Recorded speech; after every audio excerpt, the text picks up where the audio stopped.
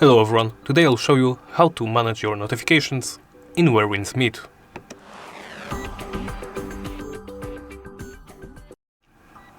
To customize your notifications, first open the menu by pressing this button in the top right corner, pressing the escape key on your keyboard or the menu key on your controller. Then go into Settings.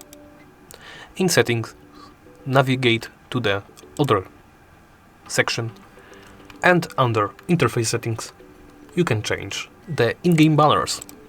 Some notifications will always be displayed as custom banners, such as essential system notifications, but you can enable or disable them and set your custom notifications.